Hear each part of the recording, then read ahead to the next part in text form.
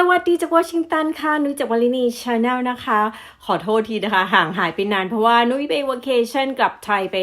ประมาณ2อาทิตย์ค่ะแล้วก็ไปเที่ยวญี่ปุ่นมาอาทิตย์4 วันสิเนาะก็เลยมีความวุ่นวายก่อนจะไปเที่ยวก็งานยุ่งเนอะกลับมาก็ยุ่งอีกก็เลยแอบไม่ได้ทำรีวิวไปสักพักหนึ่งนะคะจริงๆก็มีน้ำหอมที่บอกเพื่อนๆเอาไว้ประมาณ2 คลิปที่แล้วว่าอยากจะรีวิวเพราะเป็นน้ำหอมที่แบบหอมมากแล้วนุ้ยก็ชอบมากค่ะแต่วันนี้นะคะเรายังไม่ได้มารีวิวน้ำหอมค่ะนุ้ยจะมาอันบ็อกซิ่งน้ำหอมที่นุ้ยชอบมากๆนะคะพร้อมกับเพื่อนๆค่ะแล้วก็เป็นน้ำหอมสำหรับคนรวยนี่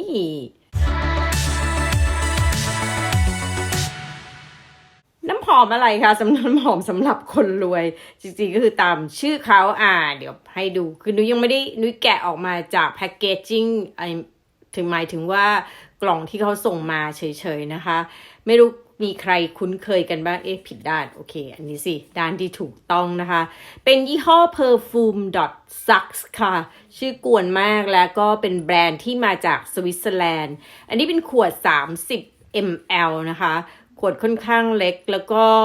กล่องเนี่ยเป็นเหมือนคาร์ดบอร์ดธรรมดาเลยแบบดูแบบมินิมอลมากๆขวดเล็ก30 ml นี่ก็เท่ากับโจมาโลนขวดเล็กอะเนาะนี่ก็เป็นแบบกระดาษหมดชื่อเขานะคะก็คือเดี๋ยวก่อนกลับได้ละ Wealth 4181นะคะไม่รู้41กับ81คืออะไรนุ้ยเข้าไปดูในเว็บไซต์ของเขาคือ perfumes.sucks.com นะคะก็ไม่ได้บอกว่าหลุดออกมาแล้วโอเคก้นหลุดมาอย่างนี้สรุปนุ้ยเปิดถูกด้านไหมเนี่ยไม่เป็นไรโอเคพุชเขาบอกพุชด้านนี้นี่หว่านุ้ยพุชผิดด้านโอเคก็คือกลิ่นเนี้ยหลุดมาแล้วแบบนี้ ชื่อว่าคนรวยนะ welfare ความมันมั่งคั่งแต่ว่ากล่องนี้ก็ดูแบบอันนี้มันเหมือนอะไรรู้ป่ะม้วนกระดาษในทิชชู่ในห้องน้ำคล้ายๆเลยกระดาษประมาณนั้นแต่แข็งกว่านะคะโอเคก็ออกมาแล้วเนาะกลิ่น Wealth 4181ซึ่งเขาได้เป็น finalist ของอะไรนะFactory อะไรก็ไม่รู้ก็คือตายแล้วทำไมฝาเป็นเนี้ยฝาเคยทำไมมันไม่แบบเข้าใจป่ะมันเหมือนวางไว้เฉยๆมันไม่มีการล็อกOh my god โอเคโอเคหยุดคอมเพลนก็คือกลิ่นเนี้ยเขาได้รางวัลด้วยและเป็นกลิ่นที่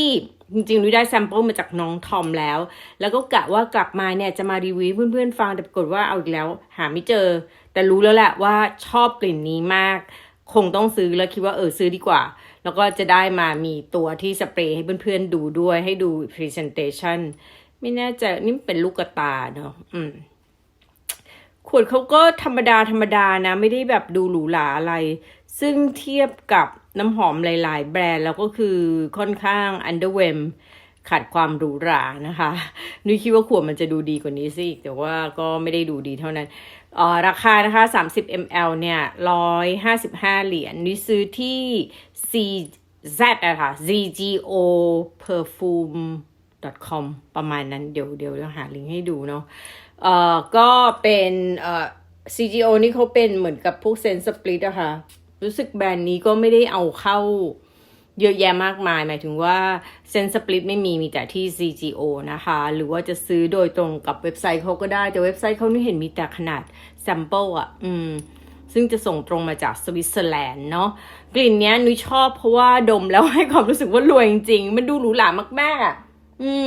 กลิ่นเขานะคะก็โน้ตมันจะมีมิโมซาซึ่งมิโมซาเป็นโน้ตหนึ่งที่นุ้ยสนใจแต่ไม่ค่อยเจอตัวที่ชอบรู้สึกตัวที่ชอบอาจจะมีของโจมาโลนที่รู้สึกว่าเป็นมิโมซาที่โอเคมิโมซาแอนด์คาร์ดามอมนะคะแล้วก็อันอื่นที่ผสมมาในแบรนด์อื่นที่นุ้ยเคยลองนุ้ยไม่ค่อยเฉยจนถึงไม่ค่อยชอบเพราะมิโมซารู้สึกว่าเป็นกลิ่นสำหรับนุ้ยคือ polarizeมันจะมีความเลี่ยนๆเอียนๆบางอย่างแต่เนี้ยผสมได้ดีและที่สำคัญเนี่ยมีเป็นกลิ่นไอริสอยู่ในทุกโน้ตตั้งแต่ Open มี Middle Note แล้วก็ตอนปิดด้วยเขาบอกว่าเป็นกลิ่น Musky Powdery นะคะก็ประมาณนั้นเลยค่ะก็เอาแนว Powdery เยอะเพราะว่าเป็นไอริสเยอะเลยนะคะ และก็เป็นกลิ่นที่นุ้ยค่อนข้างชอบมากเนี่ยเปิดมาก็คือหอมมาก รู้สึกรวยมาก ถ้าใครรู้สึกอยากรวยนะต้องมีกลิ่นนี้ ราคาอาจจะแบบสำหรับนุ้ยถือว่าแบบคือจริงมันก็แพงแต่30 ml 150 กว่าเหรียญเนี่ยถ้าคูณง่ายๆถ้าเกิดเป็น100 ml มันก็อาจจะอยู่ประมาณ300เหรียญใช่ป่ะคือคูณง่ายๆแต่เขาไม่มีขนาดนั้นนะแต่ว่านึกว่าพอตกอยู่100 กว่าเหรียญเนี่ยมันก็ซื้อไหวไง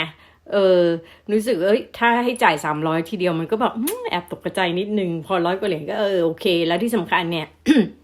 ถ้าเพื่อนซื้อที่ CGO Perfumery นะคะ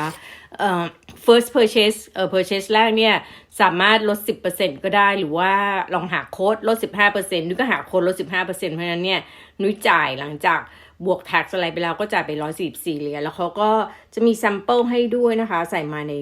ซองสวยงามแบบนี้นะคะ นี่ก็นึกเลือกอะไรมาไม่รู้อะประมาณเป็นวานิลาอะไรก็สักอย่างหนึ่งซองสวยงามอะเขาให้เลือก2 กลิ่นอันนี้เป็นใบเสร็จคิดว่าแล้วก็บอกอะไรthank you note โอเคนี่เขาก็ให้แซมเปิลมา2 อันนะคะให้เลือกนึกเลือกกลิ่นวานิลาพาวเดอร์กับเบียงโกลาเต้ค่ะอันนี้จะเอากลิ่นแบบเอานมซึ่งมีชอบนี่เลยอยากลองนะคะแต่ว่าที่สำคัญเนี่ยอันนี้ก็เป็นน้ำหอมขวดแรกในเดือนนี้